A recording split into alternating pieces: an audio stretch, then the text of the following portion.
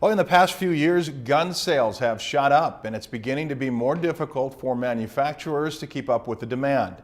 So far, more than 10 million guns have been sold this year. Lacey Monteleone spoke with one local gun dealer to see how they are keeping up with the demand, and Lacey now joins us live in the studio with more. Well, Dennis, there are many reasons for the rise in gun sales, including the economy and concerns about safety following shootings like the one that happened in Aurora, Colorado earlier this year. But as you'll see, politics can also play a role.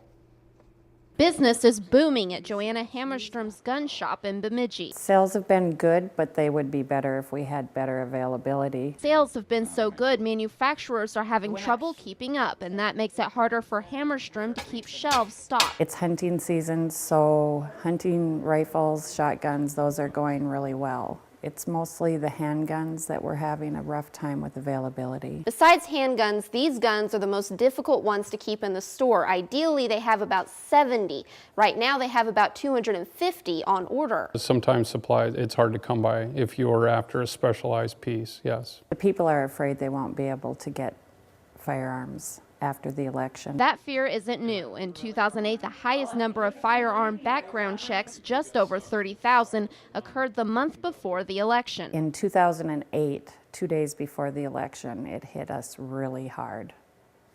We had sales. We couldn't keep up on the phone. Hammerstrom says this year the concern doesn't seem to be as bad as it was in 2008. Customers like Clay say that guns just don't have the same stigma here that they do in bigger cities. I'm a collector. And then of course I'm a hunter, I just like hobbies are one of my guns are one of my big hobbies, and you can never have enough guns. According to a Gallup poll from last year, people seem to be developing a more favorable outlook on gun ownership. 40% of Democrat households now have a gun, and 43% of women in 2011 owned a gun, up from 33% the year before. Dennis.